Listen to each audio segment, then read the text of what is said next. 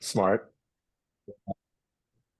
All right. Well, everyone, welcome. Rare Character. Super excited for this. I know Pete, thank you for jumping on. And Rare Characters kind of gained so much notoriety quickly over the last, year and a half or so. So I was glad that we were able to put together a tasting. Usually when I build a tasting, it's usually like 2 or 3 years I've been collecting. This one came together fairly quickly over the last, say, 6 to 9 months. I've been collecting these bottles. My very first Rare Character experience was through, oh shoot, they're right down the street from me. What's the liquor store that's on Adams? Sometimes. Hold on. No, it's not High Times. High Times right down the street from me too, but K&L was one of the first ones that got bottles in California. That is correct. K&L was. mixing glass. So Oh, mixing glass. Yeah, there you uh, go. That's a so throwback. yeah. Nice. So their rye. I remember buying their rye. I actually still have their bourbon somewhere, or I might have let go of it at some point. I can't remember, but I remember their rye being just absolutely fantastic, and I was like, "Oh man, that's killer." Um, And then Gabby, who owns the mixing glass, she's awesome. She used to be in the restaurant industry, much like your business partner Pete. And so it was kind of cool just to try that from them. And that was kind of my first experience with Rare Character, and really enjoyed it. So I'm excited to get this going. I've had more expressions since then. I think we have some of the more popular barrels that people kind of seek out. Especially once we get towards the end of the tasting, we lucked out and got a couple of really nice things. So I'm excited to get this going. So Pete, why don't you introduce yourself? I'll have people pour that first sample, which, just so everyone knows, is going to be the Rio Cask 316 from Cork to Buena Park. And I just put the lineup in the chat just so everyone knows the order we're going in. And Pete, take it away, my friend. Awesome. Hey, excited to be here. My name is Pete Nevenglosky. So co-founder of Rare Character, myself and Pablo, who's, in your backyard, as you know, essentially independent bottlers of American whiskey. So, we become known for the single barrel series. Yep. This is actually, I got a different Rio here of that same series, 300 series Rio. And so we're inspired by a lot of the amazing independent bottlers from Europe, Gordon MacPhail, Duncan Taylor, Samaroli, just about finding amazing things, right? So we celebrate the entire category. We have a few different sub ranges. I guess a little context on what we came from. I've launched some other spirits brands. My first brand was a cachaça. It's called Agua. Which is how I got to know Pablo, because I was kind of on the road, traveling salesman, convincing people cachaça is dope. It is dope. And Pablo was one of those people that I convinced, and we became friends over the years. I've launched some other brands, and we hit spring 2020, the world collapsed, and this was just one of those 500 conversations like, what the hell are you doing? What the hell are you doing? And so we both love spirits of a variety of types, but centered around this idea, which is really leaning into his relationships, having, he's been in the barrel game at Scopa and Old Lightning for years upon years, and really connected in Kentucky, and so we have a really unique ability to access things. And then kind of my background in brand concept and like actually making things move from one place to the other, or what have you. So it's been an insane ride. I mean, you talked about mixing glass, K&L, like those were some of the first barrels we dropped. And that was Christmas 2021, right? So it's not been a long time. People are like, dude, I thought you were around for 8 years. We've done a lot in a short amount of time. It's been really amazing, the support we've gotten from the community. So we do a few things. We'll go more depth, but we've relaunched this brand, Fortuna, which is an old legacy Kentucky bourbon that died in 1971. Obviously, we're going to talk a lot about the single barrel series, right? And those barrels and the rotating menu that we do there. We've also revived this brand, Brook Hill. Has anybody had the chance to try Brook Hill yet? Nice. In about an hour. All right. Oh, well, hey, that's when the recording goes off. So Brook Hill is a revival brand as well, but whereas Fortuna is all about a profile that we're trying to hit and really be true to the form, this is really the 1% barrel. So this is like the stuff that is just really absurd quality in straight rye, straight bourbons.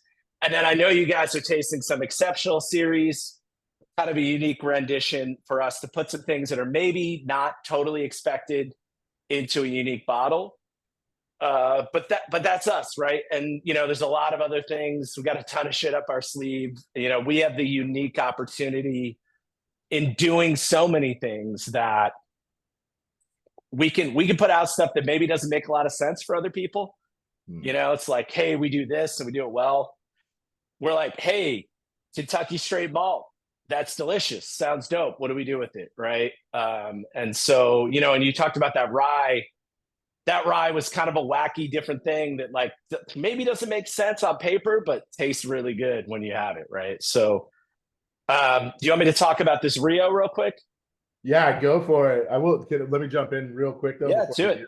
So I actually had a conversation with some other bourbon guys I know that were talking about those exceptional casks, because they're like, what is Kentucky straight malt? And I think you were a 65-35 blend of that's right, barley and corn. And they were asking, they prefaced that question with, what does American single malt taste like? Is it any good? Blah, blah, blah, whatever. And so I usually am on kind of the spectrum of like, I started my rabbit hole journey in whiskey through single malt. So I love single malt. I always will, but I like everything. That's why, we taste everything literally, at least whiskey wise. Anyway, so I got in this big conversation about that and, how is it different and whatnot, but it was just so fun. I love the conversation that those exceptional casks are kind of starting off for some people who are like, I only drink bourbon and will only ever drink, and so that's super cool to kind of see that. Man, we got a lot of bourbon drinkers to open their mind to the idea of malt, and it is such a unique thing, and I'm sure we'll talk more about that particular release. But I think doing that is that's very indicative of what we do at Rare Character, right? Like we're like, hey, we got our hands on these. It kind of doesn't fit any buckets that It's not like that's a no-brainer, but they're really fucking good. What can we do with it? You know what I mean? So that's kind of that.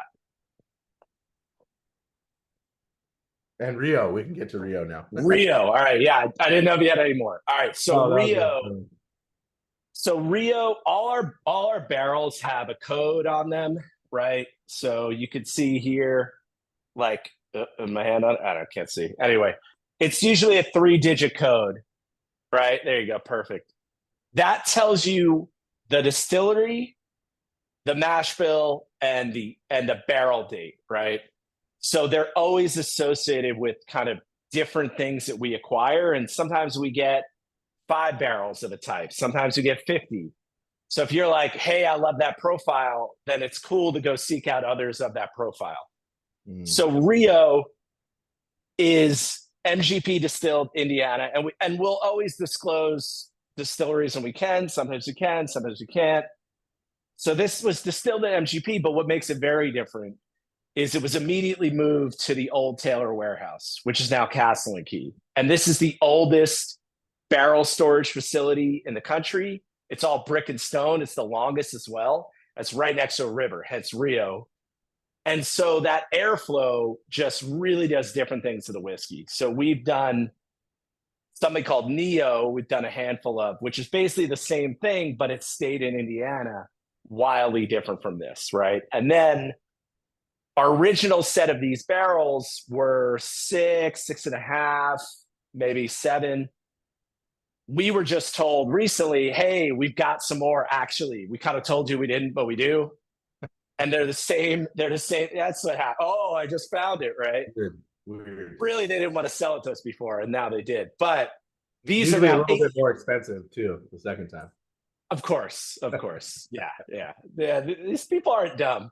So the original Rios have 200 barrel codes and a maroon wax. The Rios that are 8 years old have 300 barrel codes and are this. So whatever comes out of that, that's it. That is the end, which is sad, but also awesome because these are amazing. So what I love about this is a great first pour.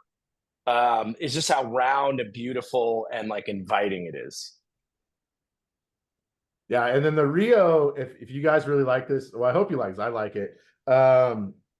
We almost did not do a Rio cask. I think we talked about I was going to try and source, was it Corey's or Liquor Lineups? What was that cask? We'll go back and look, but Rio was not initially going to be in this. And then the Liquor Lineup, I think it was Corey's. Corey's barrel was not coming out until the end of this month. So it was going to be. Oh, HIC. Yeah, it's a high rye Indiana. Yeah. Which is also delicious. But what I like about Rio is it's kind of like it's very unique because of the location, and it's unique for us to acquire those and tell that story. It's like it's very very rare character. If that doesn't sound super lame, you know what I mean? Like it's kind of like, hey, this is so different because it was here. You know, whereas somebody might just put it out and be like, hey, this is good whiskey. And it is good whiskey. But here's why it's interesting is kind of like our part of that. Yeah, that's awesome. And this is super drinkable for being almost 60%. I didn't realize it was almost 60% whiskey. So love whiskey that is higher proof that drinks lower because you get all the flavor out of it, right? You get all those elements. We talk about it like, you know, seasoning, right? And cooking. Yeah, and these Rios are fucking smooth sailing, man. Like it's just very drinkable, really round, crowd pleasers, but interesting. You know, I also, especially in single barrel series, we like whiskey that is interesting for connoisseurs like you guys. But like, if you pour it for your friend who's like, hey, I just got into it and I bought this bottle of whatever brand, you know, they'll still enjoy this as well. You know.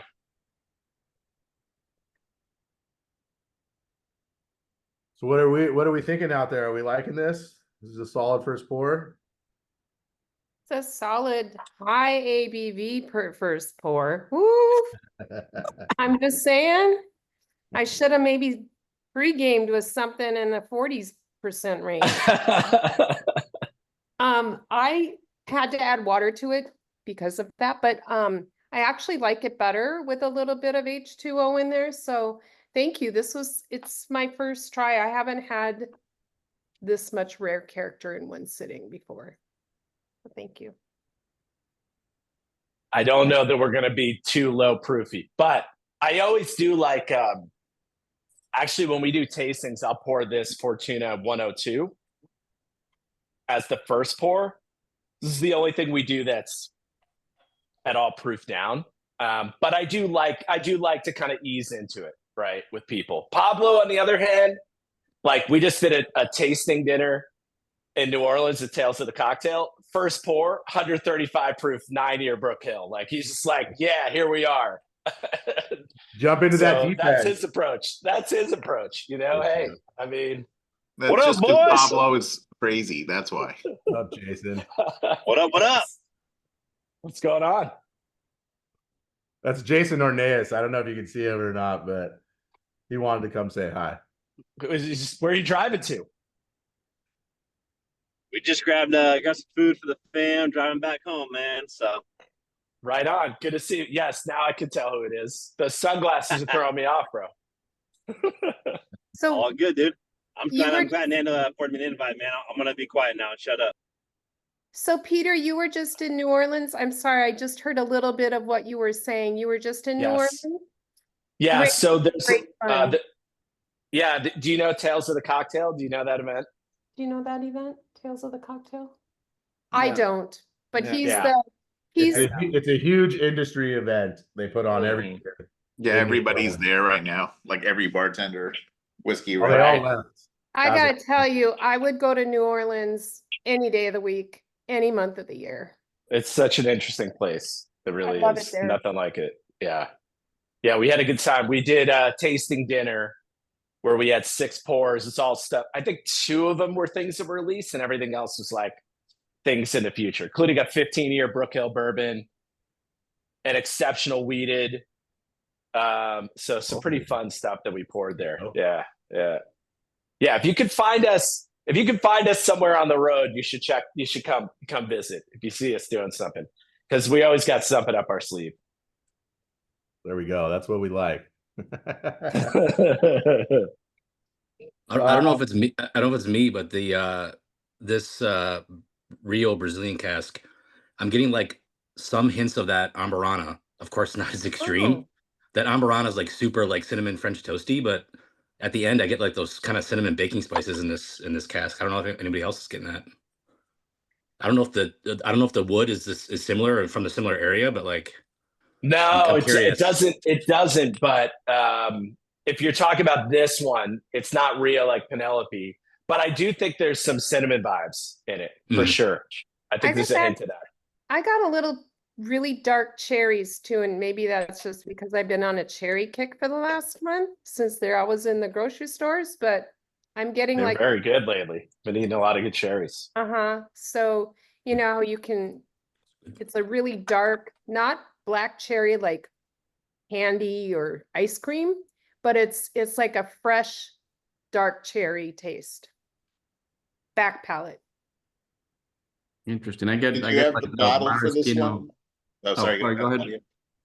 Oh, I was just gonna say I get like the maraschino cherries, like the juice of it, and then kind of the finish. I get a lot of coffee, but really, really nice. I like it. I like this a lot. Thank you.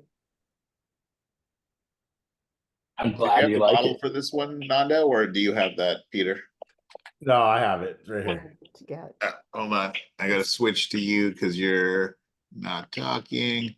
It was from Port in Long Beach, which is on I forgot what that street is. It's much closer. It's right in between you and I, probably. Somebody has sent the link. Yeah.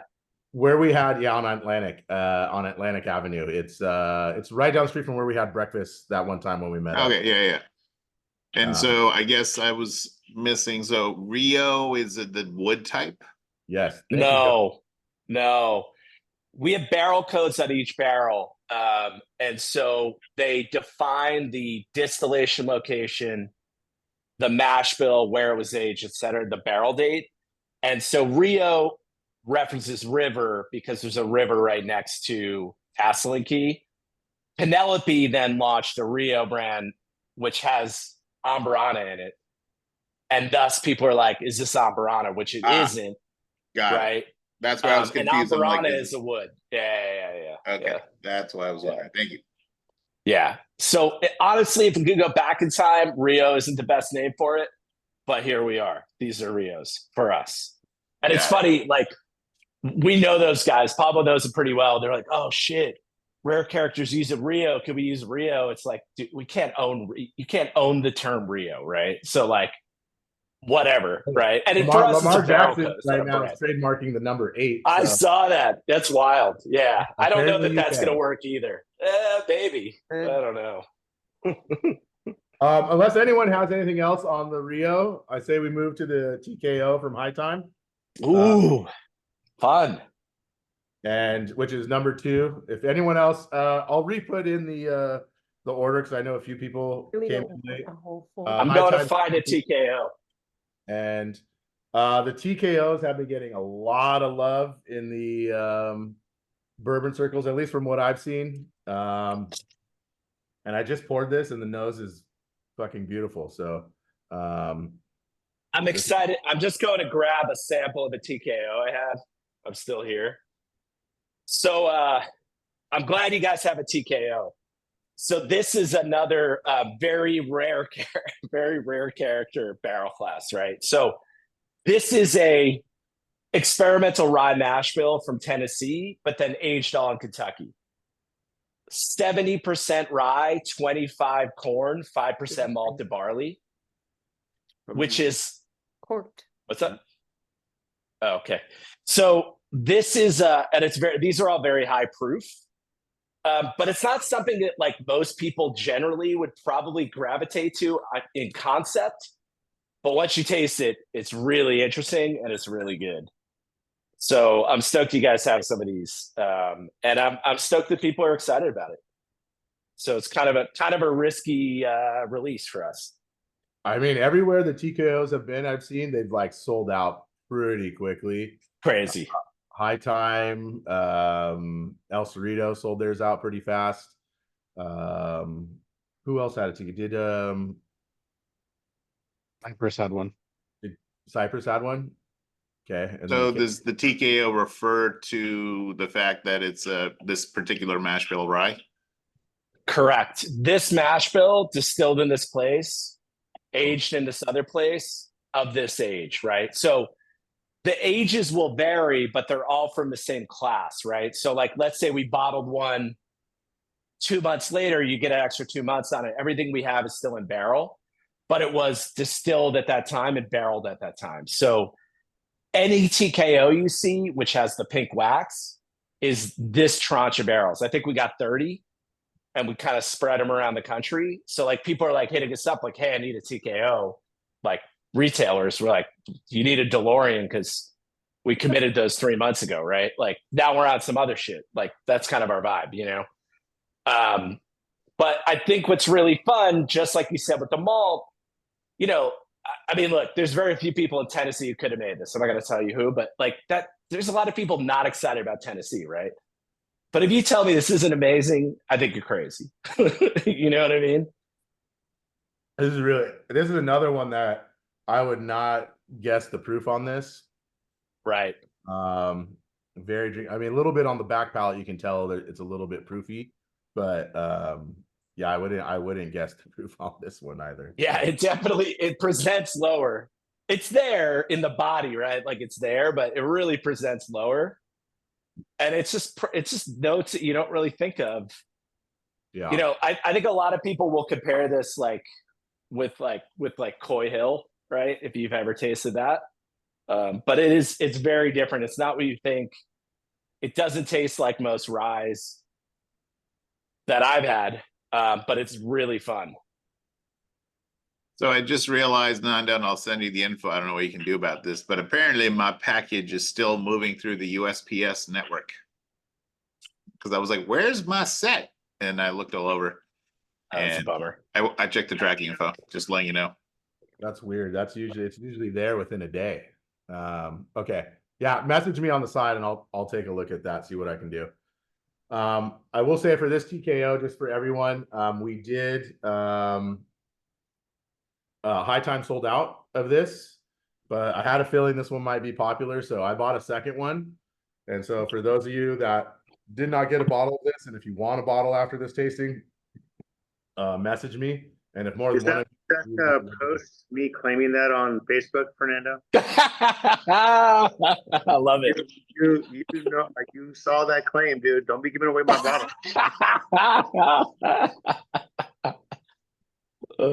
It's like a video bin. I love this. If you did, then I'll have to find another bottle. But If somebody wants one more, I'll have one more. There you go. Look at that. Pairing is caring.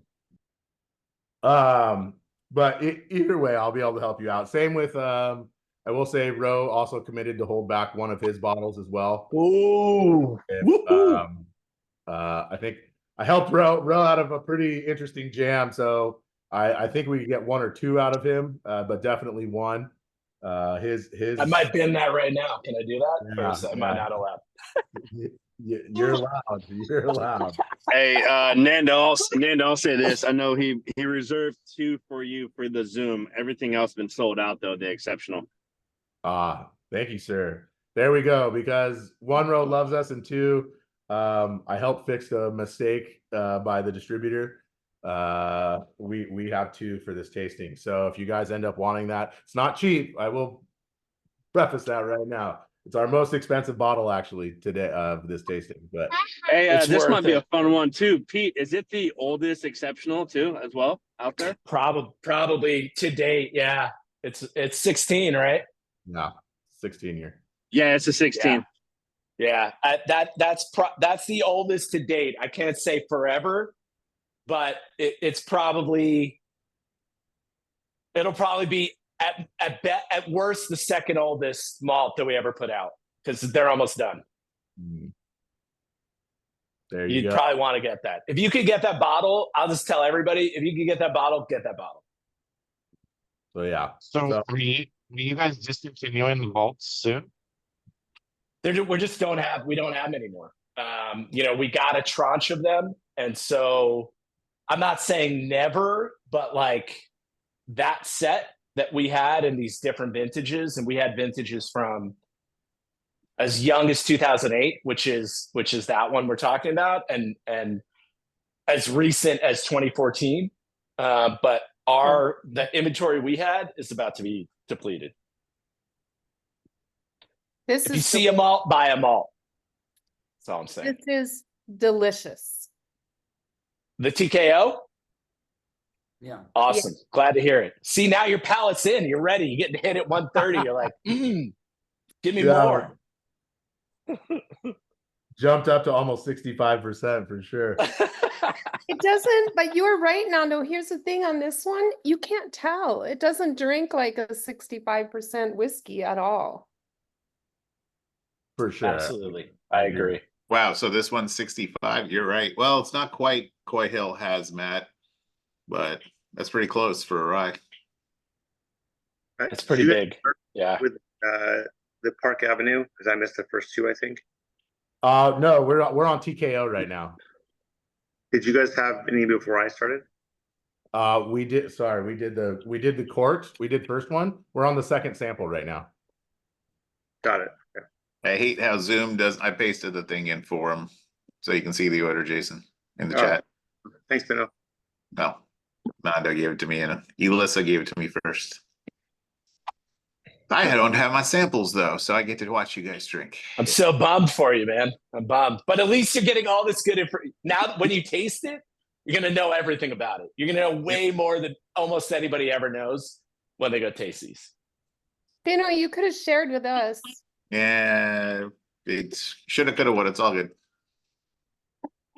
Beth, I have no idea what you're talking about, but I would like you to explain this because I have no idea what you're talking about. I don't know. There was this stuff in a tube you would squeeze on to the end of a straw and you would blow it and it would make a balloon. It was blobby stuff. I get that, whatever that was. Ah, Andy remembers it. No, it was real plasticky smelling. I remember that. It was really synthetic plasticky smelling. And then the balloon would blow up and it would be like swirly swirls on it. Do you remember that? I remember that. I remember that as well. I would be almost sure that had to be toxic, right? Like it's completely sure. now. Right. I'm sure just like everything else that we used to do in the 70s. Yeah, we're still here. You know, out of the hose. I don't know how much lead is in there. I do hear I hear bubblegum for people on TKOs. I hear red fruit. It's just not what you think you're going to get out of a rye, which is super fun. Yeah. Right. I like that it's not real minty. Yeah, I'd say it's not minty at all. Yeah, I like that. That's my one biggest thing is some ryes are way too minty. And this, I love it. I kind of dig the mint, but I think the thing that people really don't like is that dill vibe. Yeah, the dill. And which I understand. For sure. It's a lot. It's kind of again, that's just that specific MGP 95.5, that one mash bill that everyone thinks is what rye tastes like. That has that particular flavor. Right? I will say, if you can find this 95.5 11-year Brook Hill, and if you find any of those, get those. There's one that is insane. Are you tasting it tonight? Yeah, that's what we're drinking tonight. Ooh, I'm stoked for you on that. That's great. I'm glad you did that segue. Fantastic. Yeah. And then there's one available at also at Cork, Long Beach on Atlantic. It's expensive though. It's not cheap. Well, that's probably not SRP, but what are you gonna do? Life is life. Yeah, for sure. But just letting everyone know. I saved that for this group here to let them know if it's gone, it's gone. But if it's available, I'll let you know on this tasting. Try and get you some value out of this, right? I think it's sold out now. I don't know. They didn't have it online when I went. It was, I'm but not they had seeing in it store. online. They didn't have it online when I went either, but they had it in the store. So they had Okay. one bottle. Do you know which one it is? I didn't look at it The back of it. because I was like, we were not going to do a Brook Hill then. We I had bet I could tell you. Which And one then- do we have? and then we had someone I know in the whiskey community reached out and said, "Hey, dude, I love your tastings. I heard you're looking for a Brook Hill. I've got one. I'll sell it to you for this price," which was a killer price. And I said, That's "Thanks." nice. So that's why we're tasting it today. Nice. Elton Oh, yeah, I'm stoked for you guys. lives in the valley. Saving that little. Perhaps I will. Worked out. So, okay. Anyone have Trying to anything find it. Whatever. Or can we move to number 3? What's number 3? Number 3 is Park Ave, the Balsamo cask. Oh, okay, nice. That's gonna be a fun one. And so Park Ave, for those of you that don't know, is in Manhattan. So on the other side of the country. And the reason we got the Balsamo, because Balsamo's a Brazilian cask, right? If I remember correctly. That's right. That's And right. so, Yeah. Amburana was kind of has been somewhat of the rage, I guess. I'm actually not huge into Amburana, but I wanted to see what the Balsamo cask was all about. So I sourced this and got this for us, and so we could try it. So in Brazil, there are 30 different types of woods that cachaça is aged in. I have a cachaça brand I mentioned to you guys. So we sourced from our barrel producer down there, a number of them.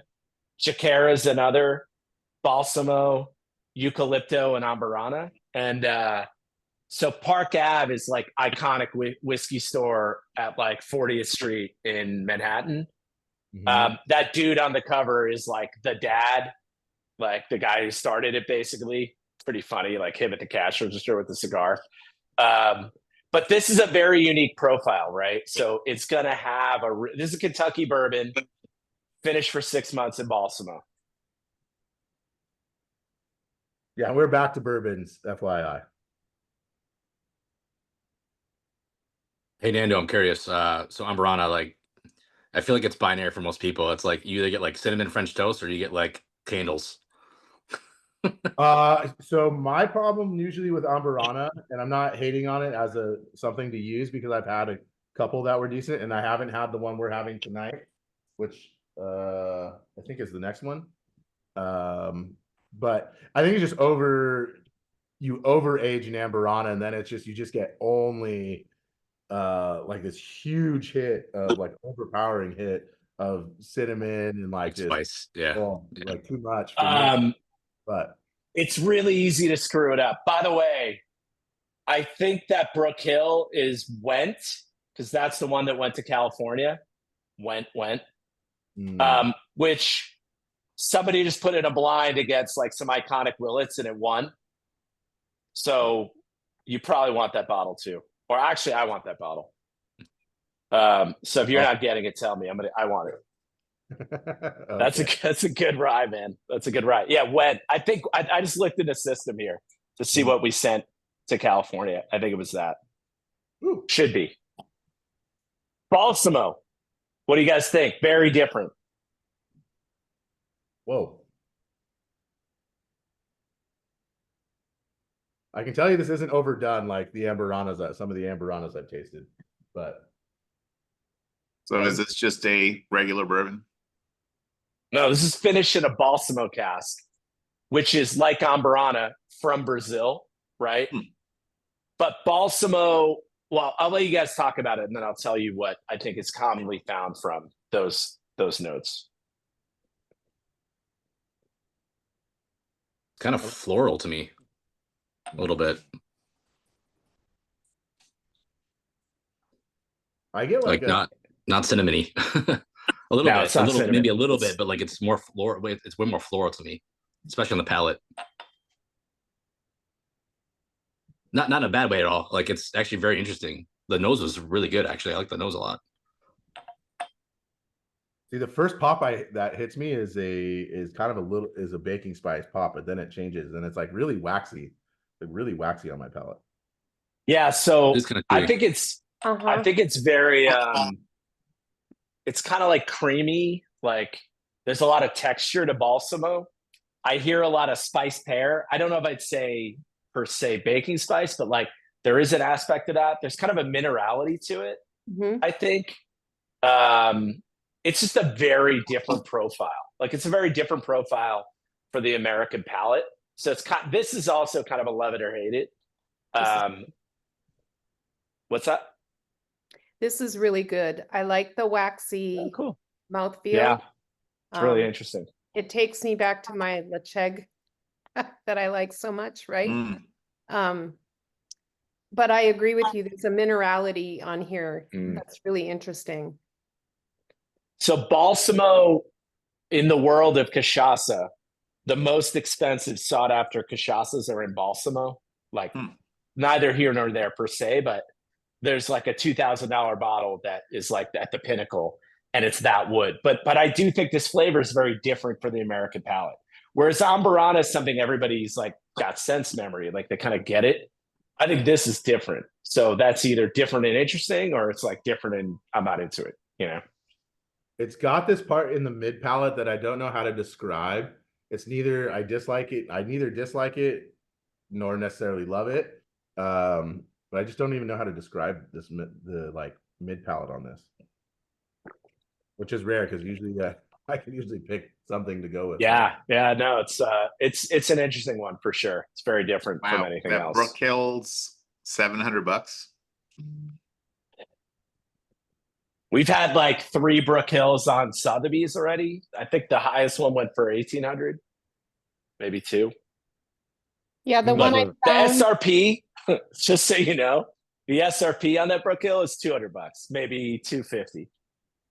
Yeah, I just happened to look it up on Wine Searcher, and the cheapest I could find it on Wine Searcher was $6.99. That's the link I posted. Well, I'm glad everybody's making out.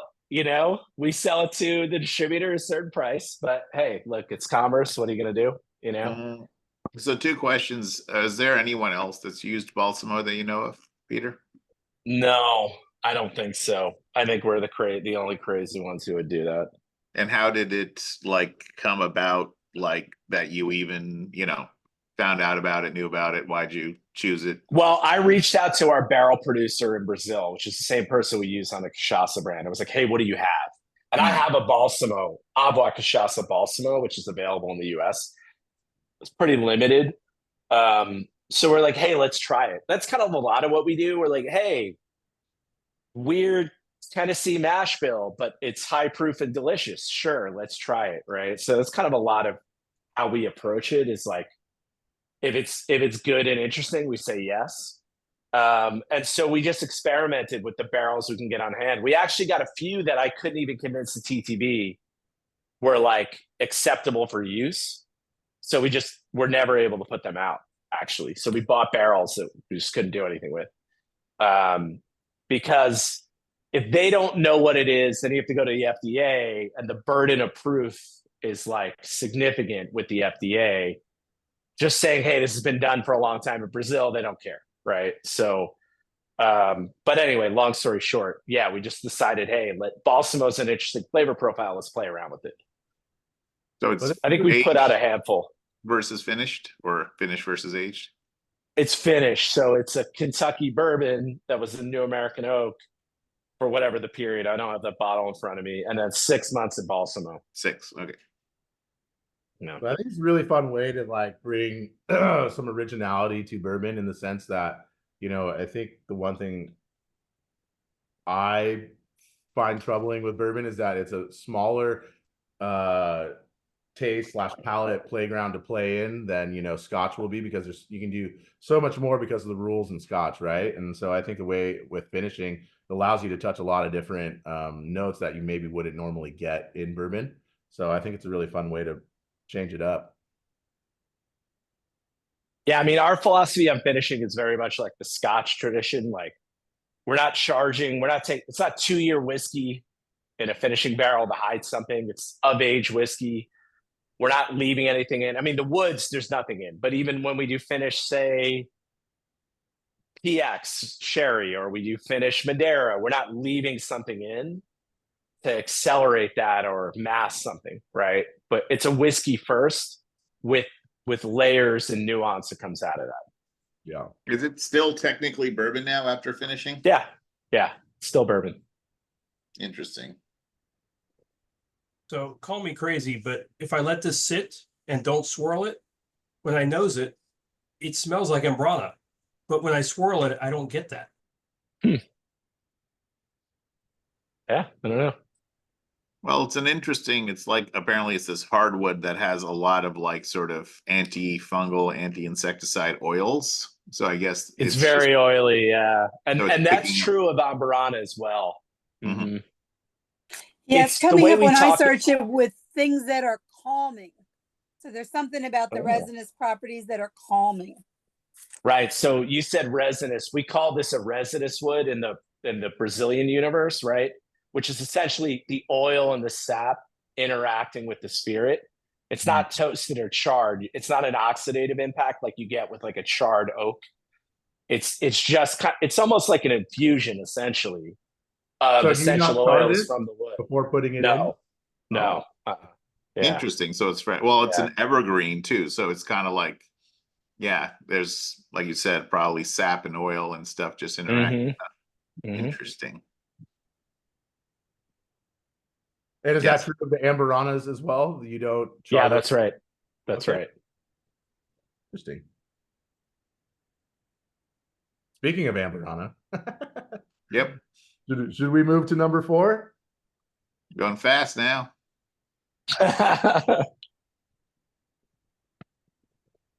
We can always slow it down. It's interesting. Apparently it's a good hardwood for building because it's anti-termite.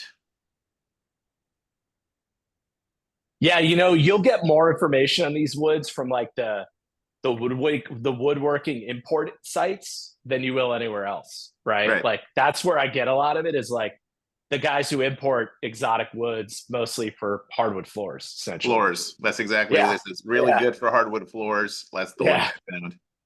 Yeah. The like the depth of detail there is more than you could even get from our barrel producer because again, they're working on limited English, etc. So you can really dive deep. And then there's subspecies. And I mean, there's a lot of layers to it, right? So you have Corey's. Yep, Yeah, go ahead, sorry. so I have Corey's Amburana cask. I'm excited to include this for 2 reasons. One, if you guys are ever in Vegas, you should stop by. There's 2 places you absolutely have to stop by if you're a liquor or whiskey fan. One's Corey's. From those of us coming from California, at least Southern California, Corey's is like right as you're getting into Las Vegas. And the other is Liquor Lineup, which we also have their exceptional cask in the add-ons if you got that. I love both of those shops. Their owners are always super cool to me. Pete probably knows better. He lives in Vegas, so I'm sure he knows them much better than me. Yeah, those dudes are the homies. I mean, I'm not going to say my favorites, but I mean, those guys are amazing, right? They do really good picks. They know what they're doing. They always have bottles open for you guys to try. Yeah. As you said, Corey's is in Henderson, so it's easy on the way in. Liquor Lineup, he's now got 3, but there's kind of like an epicenter of the whiskey. But yeah, those guys, they're pros, really cool stores, great picks, nice kind of community. And the other reason I'm excited to put this one in was because I wanted to overcome my biases of Amburana, and I wanted proven wrong on this. Let's see. And like Brian was saying, there's plenty of people who love Amburana. I'm just normally not, from what I've tasted, not one of them. I will say the one that I thought was really good was Barrels. So I'm excited to jump in this and see what I think tonight. So. Yeah, so this one, this is a rye, right? Just confirming. Yes, correct. Yeah. All right. So this is an Indiana 51% rye, which is a Kentucky style. It's kind of interesting. You talked about 95.5. Everybody knows MGP 95.5. This is actually a 51.45.4 rye. which we really like for finishing. We like that, and we like high rye bourbon for finishing because you get kind of the spice of that, but you still have good body and texture. And then that is then 6 months in an Amburana cask. Again, fresh cask from Brazil.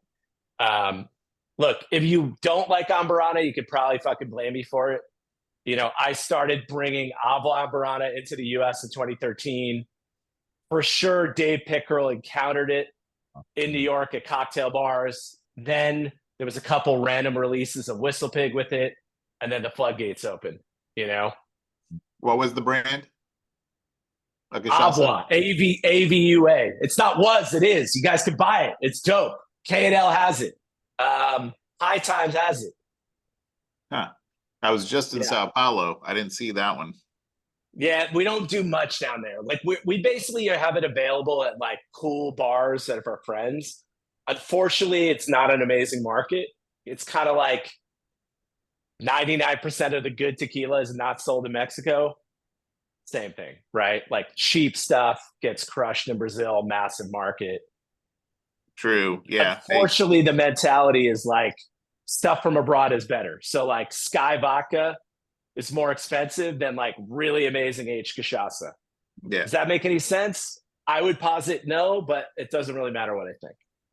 Well, K&L has a good price on it, $35 compared to some places. That product is delicious. That product's delicious.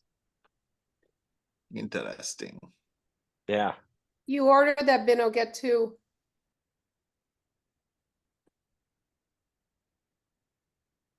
Unless I have to drive out to Hollywood, which gosh, I don't know where I'll find that time. They just opened, K&L just opened their new store. So yeah, it's Culver City, Sepulveda, and like, you know, Venice or Washington or something.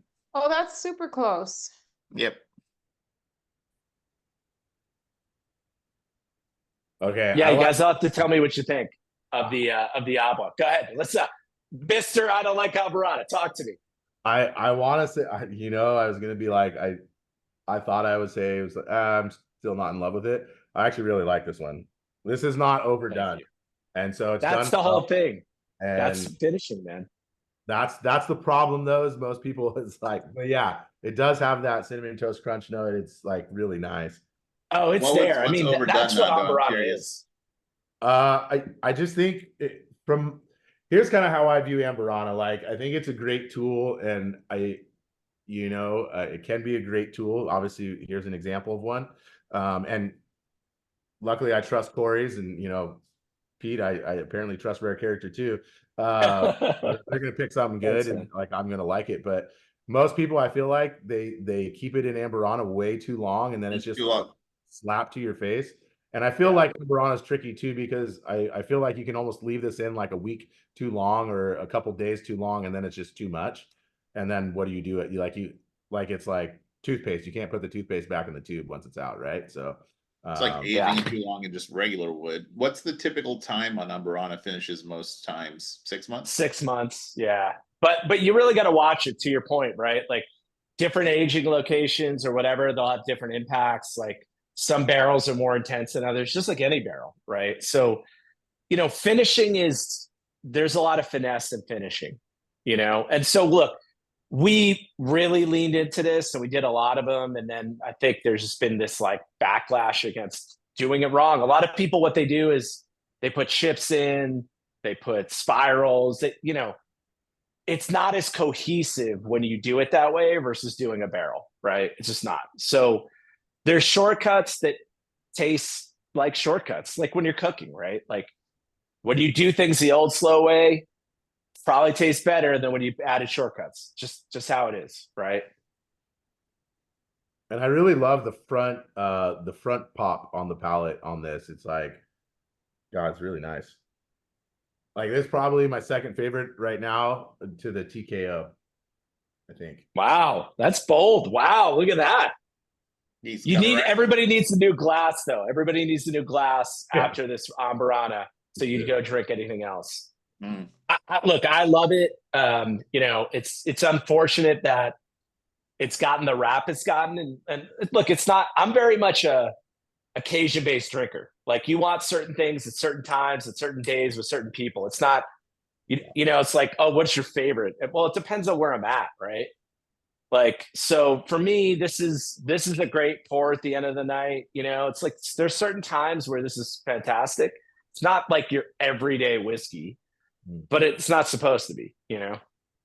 Yeah, I wish I had a backup of this to take this to Thanksgiving. Like this would be my Oh Thanksgiving. yeah, absolutely.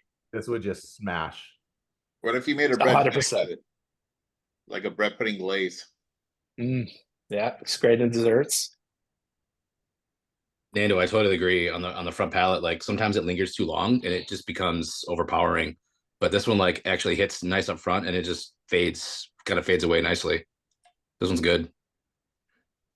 So on that note, I was curious about one thing. So you're pulling all of these interesting Brazilian wood casks, Peter, but you said that you're putting the whiskey into them fresh.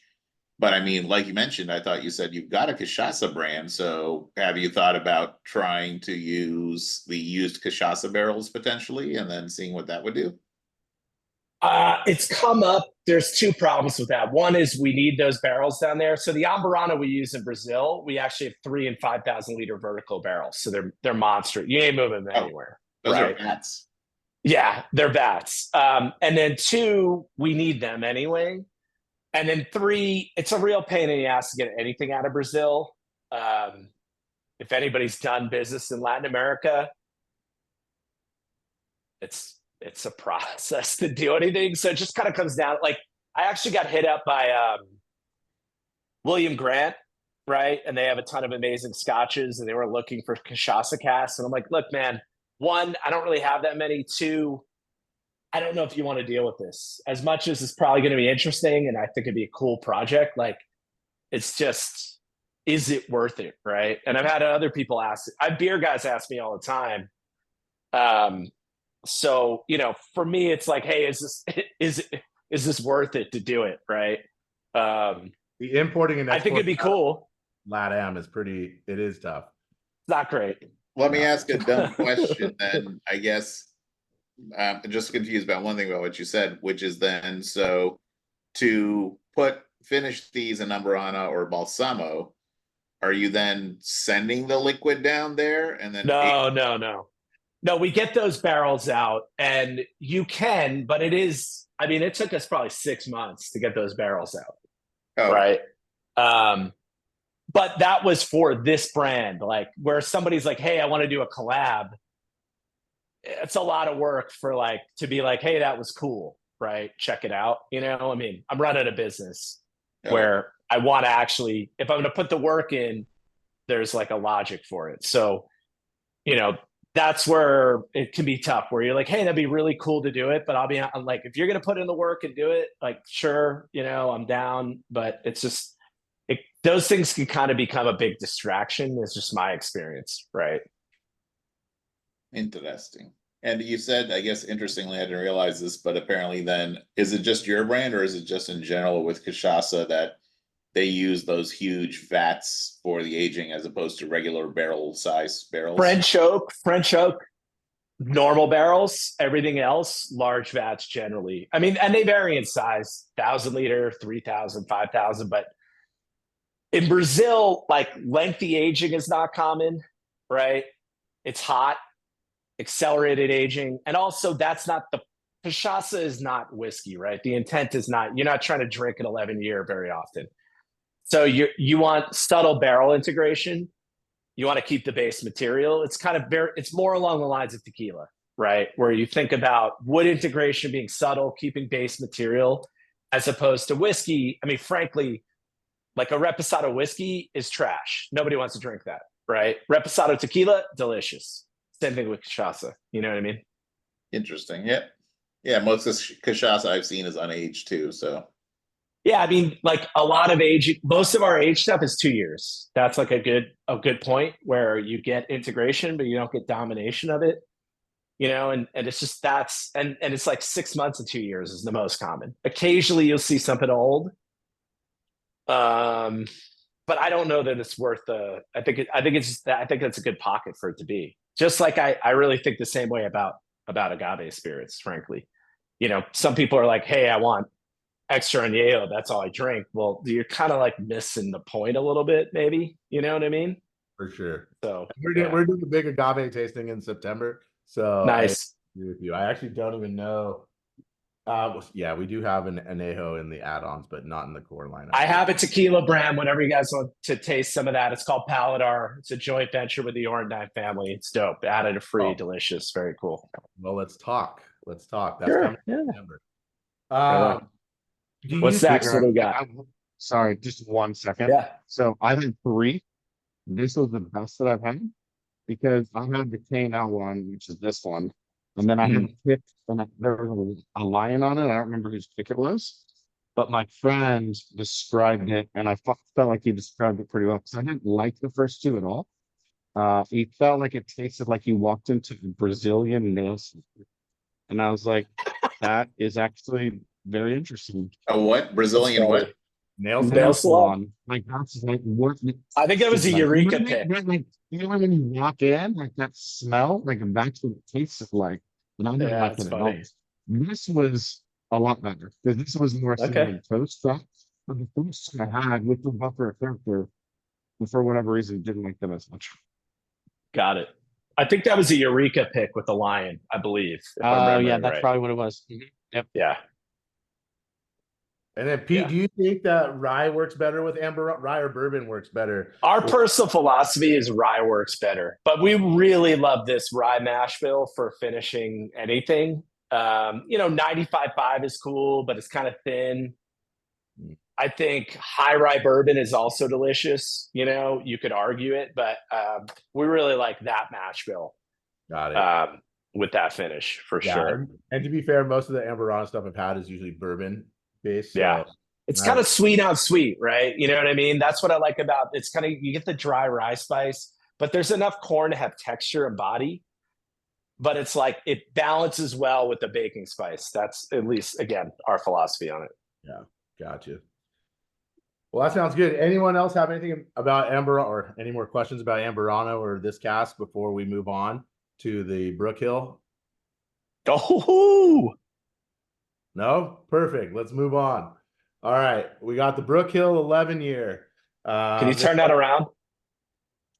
This way or the turn other way? Turn it around the other way. Went. There you go. Keep going. Back to you. So this is 60 coming in a little over 64%. Really excited for this one. Like I said, these last 2, I kind of the 2 ones that I was super pumped on to try. And so I'm excited to get into this and let's see how it is. Yeah, so Brook Hill in general, like we said, kind of the 1% barrels. The name that's on the top of that is the barrel. So we did a barrel for California, a bourbon and rye. And that tells you which one it is. So that's, like I said, the one that won this blind. This is an 11-year 95.5 from Indiana MGP, which is going to be interesting because we just talked about all that stuff.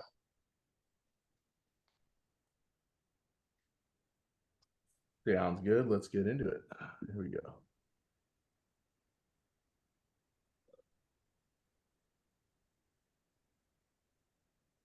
And to answer your question, we thought this is worth $250. The internet thinks it's worth $700, $800.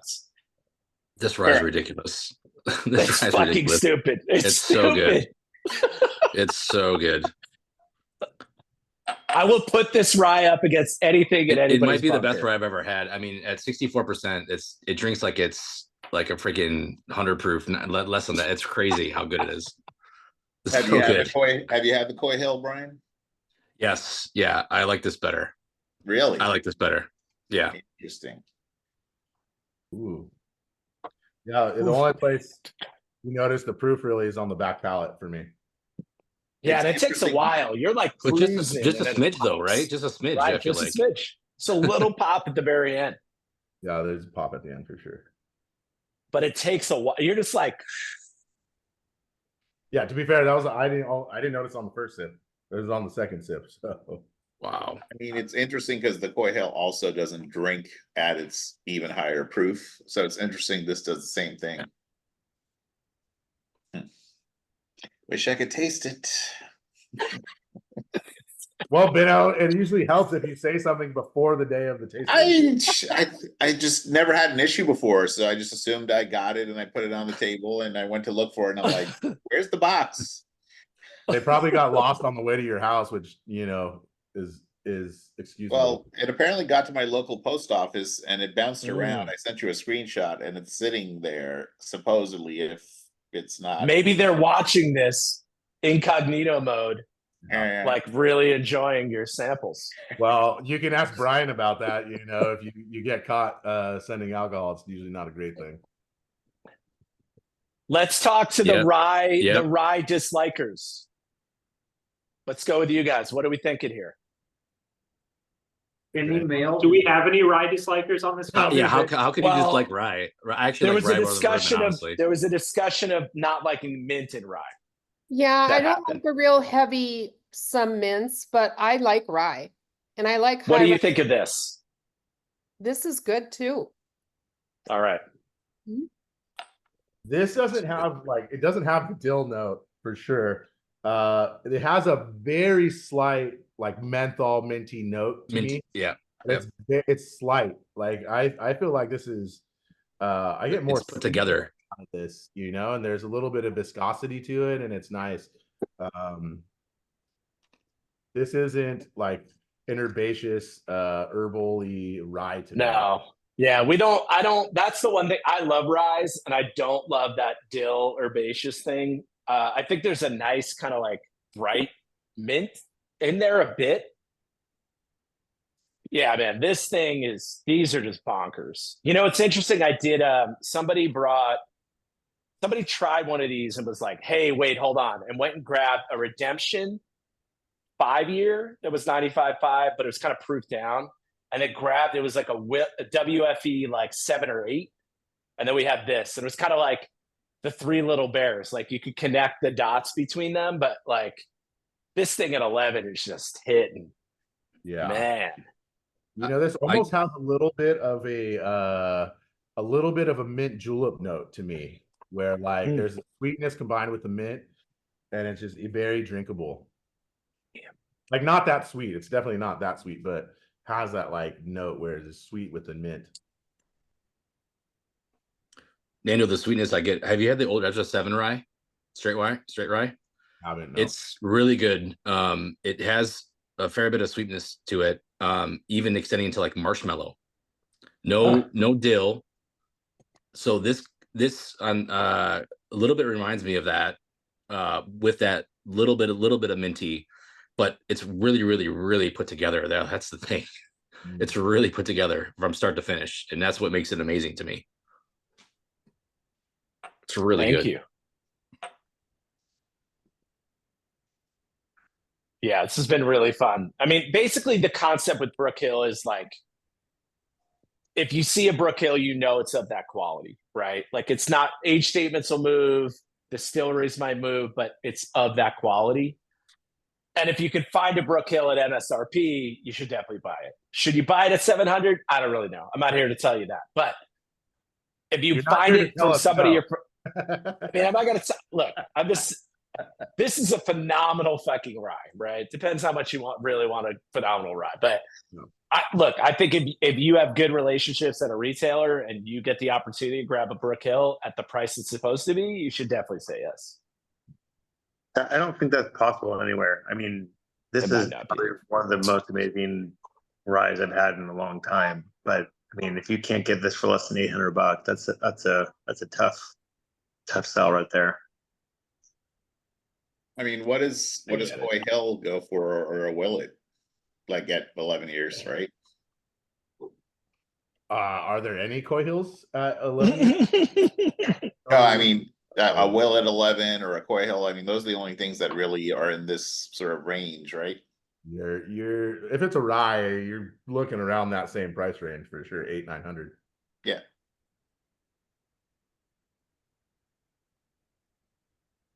Oh, that's funny. I saw Raj and I thought that was him, but I just realized after he didn't move, that's just a picture of Raj. I was thinking the same thing. No, there he is. Nice. It is Raj. Had to prove us wrong. Yeah, he was sitting so still. That was great.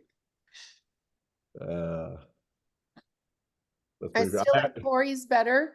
This is good because it's not quite as minty as mentholy as the ryes I don't like, but that Corey's was really good. Love to hear it. Love to hear it. I will pass that along, Corey. They wanted to know how it stacked up. So, but I'll definitely tell them. Nice. So the Amburana wins. I don't know. I'll have to. I think I have to have a fresh palate to go side by side. Listen, here's the thing. At least you're saving. If you really like the Corey's, I mean, you're saving yourself a whole lot of money because Brook is more expensive, even at SRP by a lot. So yeah. I think the price on the Corey's when they brought it out was 100 or 110. Yeah, so it should have been 100, I think. Yeah. That's Yeah. reasonable. So with shipping to me, it's usually like 110, 115 ish. Yeah.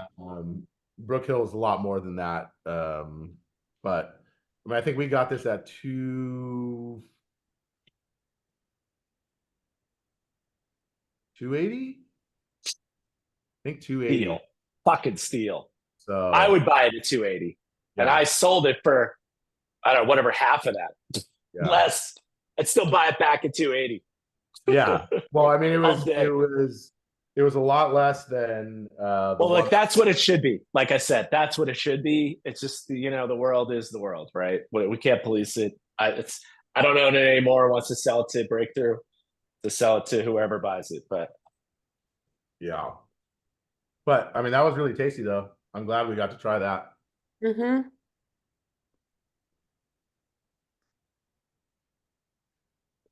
Anyone have anything about the Brook Hill before we move on to the Exceptional series, which is the currently oldest Exceptional before, and then I'm going to give us like 5 more minutes and then I'm going to cut off the recording and then we can, you know, go wild. You guys got some hitters. You got some hitters. Well, you don't. You don't have anything. You don't have anything. Well, hold on. Not to play though. That's the key, right? Did it just arrive today, Beno? What's that? Did it just arrive today? No, sadly. But I mean, I do at least have. Actually, I do have a couple others, but I do have this one, which is the SFWS exceptional pick. Oh, nice. That's a good one. So you can drink something with us instead of just there you watching go. all of Yeah, us. you're in the game. You're in the game. Just gotta get a glass. Okay. All right. Let's move on to the Exceptional cast then. Or Exceptional series. Sorry. I always call it Exceptional cast. Yeah, it's fine. It doesn't matter. So this is the Super Pabro Brothers, which is I believe Ro picked this with Pablo, if I remember correctly. Yeah, that's right. So this is I think it's the highest ABV of the night too, 67, 60, almost 68%. Big. Exceptional series, all the artwork. I just have a different one here. I wish I had that one. All the artwork changes for every label. It's done by Pablo's wife, Rox. These particular are Kentucky straight malts, 65 malted barley, 35 corn, bourbon back to start the ferment. Think about it like if Scotland went to Kentucky, did a Kentucky style. New American oak, nice. That's a great one too. So we have different vintages as stated. It's been a lot of fun putting these out. And I love the nose on this immediately. So there was a interesting discussion when I first had this, right? I think I was chatting with Pablo about it because I joined San Francisco Whiskey Society. They had their big Fog City Whiskey Festival a couple months ago, and everyone was just talking about this pick in their Facebook group, right? Like everyone's just like posting thing after thing after thing, and finally it was just like, okay, Pablo, what the hell is this thing, right? And so were you guys the first one and talk about this mash bill? Because that's the thing, like I poured for people blind and then they're just like confused as fuck as to what it is. Yeah. It's not a bourbon, but it's not a scotch, but it's kind of, you know, everyone's just going back and forth and like, you know, no one can tell. So where did this come about? Were you guys the first one to do it or what's the deal? Well, look, we, you know, we're a 2.5-year-old company or whatever, right? That's a 16-year-old whiskey. So you guys can do the math. We didn't distill that and sit on it. We acquired it from a legacy Kentucky producer. There's very few people in Kentucky who've even done a malt. And then there's very few people who 16 years ago in Kentucky had the wherewithal to just like fuck around and put some stuff on the side and not really do much with it, right? That said, that's why we went about it in this series, this kind of bottling, right? Very inspired by merchant rum bottling. I want you to try it before you know what it is, before you say, I don't like bourbon, I don't like malt, right? Before you say, but whatever the hell it is thing you're going to say, I want you to just be like, hey, I want to try that, right? Not going to answer that. And so basically that's the concept here, right? The internet will tell you where this is from. I'm not going to tell you where this is from. I can't tell you where this is from. You could figure it out. You could use that mash bill to your advantage to probably figure it out. But that's what's been really fun about it. We've converted a whole bunch of people. And look, as you said, you know, single malt. I mean, I love Scotch. I think the American single malt category is very interesting. This is definitely not that, right? This connects to bourbon in a way that American single malts do not, right? Hey, Fernando, if you've already dedicated that other high time for a character bottle, I'll take one of the Roca bottles off your hands instead. Very generous. Very generous. I'm trying to help you out, man. If you double booked, I'm here to help you out. Sounds good. What do you guys think of this? Let's talk about it. What are we getting? What's happening?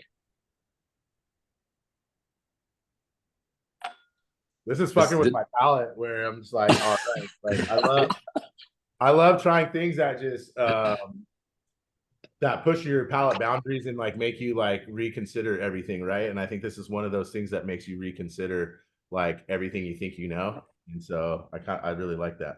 I think this is really good. I like this a lot. Thanks, man. And I appreciate that. And I think that's what it should do.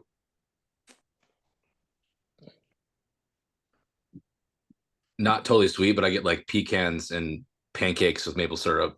That's what I get on it. Not like in the like sweetest way, not like the sweetest way, but like it's really, really good. I love it. This is my favorite vintage because it's super big, but it's really elegant. There's a lot of layers to it. Like you're really kind of deciphering layers. So some of we put out were 14, but they're all 2008 vintage. So that's kind of the way to identify. But it is just such a fun taste. Like if you like whiskey and you had a lot of whiskey, you still probably have never had this, right? Yeah. That's what's also fun about it. We pour this shit for people. They're like, what the fuck is this? You know, in a good way. And I think that's the really fun thing, especially for how we do our tastings, because we're not a bourbon club. We're not a single malt club. Like we do everything. So I think this is a really fun expression for us to do. And kind of combines, you know, a little bit of everything or some of the things at least. So they've obviously, you know, laid it down a long time ago, but I guess what I was wondering is, had anyone else released this before you guys? Because like they had the stock, but did anyone bottle it that you know of? I think there might have been something that came out before we put this out. Okay. I don't know that it was talked about as much, maybe. Right. It wasn't common or well known, probably, or certainly not common. Yeah. Yeah, never heard.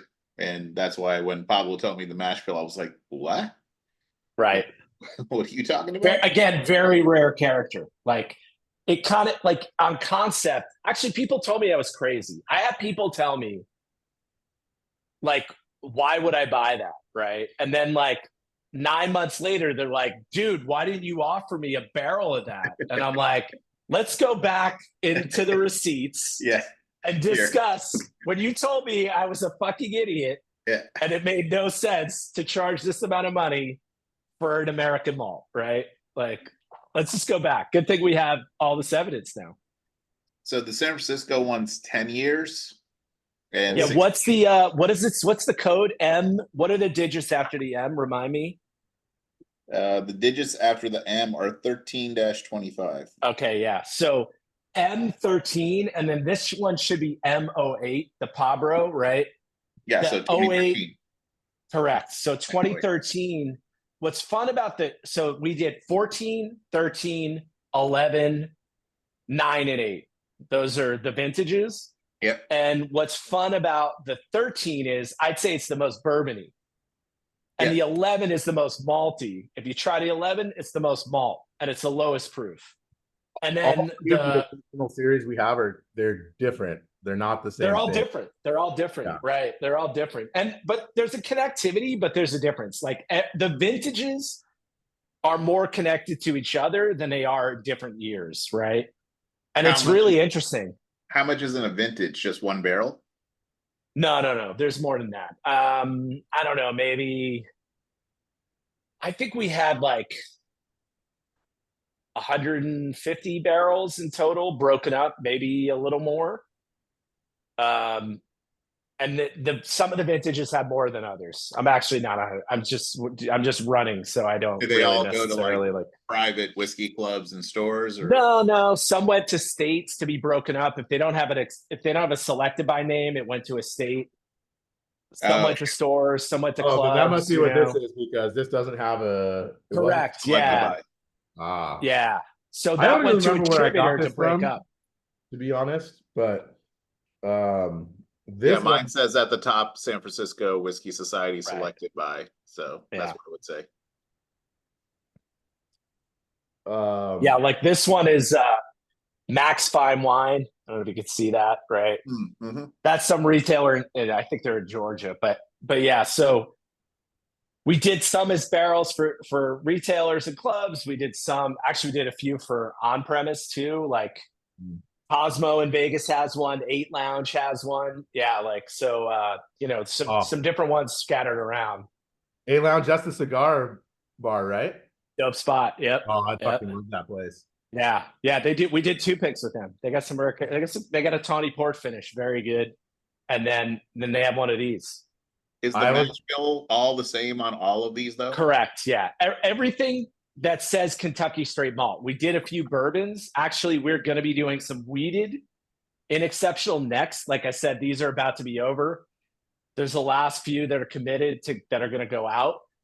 And then sadly, that's the end of the road, at least for now. I mean, I'm not saying we would never do it again, but we'd have to then distill it and wait a shitload of time to do it again, unfortunately. But it was amazing, so it's kind of one of those things. Like I saw some guys earlier that came out of my house to do a pick. There's some Delta pilots and they were like, "Hey, I just saw this out. Should I get it?" I was like, "Look, if you see one of these, you should get it." Cause like it's almost over. Right. So, like if you see it and it's at a fair price, you should buy it, I think. What's the fair price? Because it's fun. It depends on the vintage. Should range anywhere from like, call it 125 to 300, depending how old it is. I mean, look, people charge what they charge. Like we said, I charged for them to charge like 225 for that rye, and they're charging 700. I'm not here to tell people what to charge, but. And I will say real quick, the Roco one, it's on the very higher end of the spectrum for sure, because it's a 16-year, right? Again, that one, the TKO. Jason, you'll get squared away. Don't worry. We will just message me on those if you're interested, and we'll make that work out one way or another. I'm going to end the recording. So anyone that's watching this on YouTube, cheers. Cheers.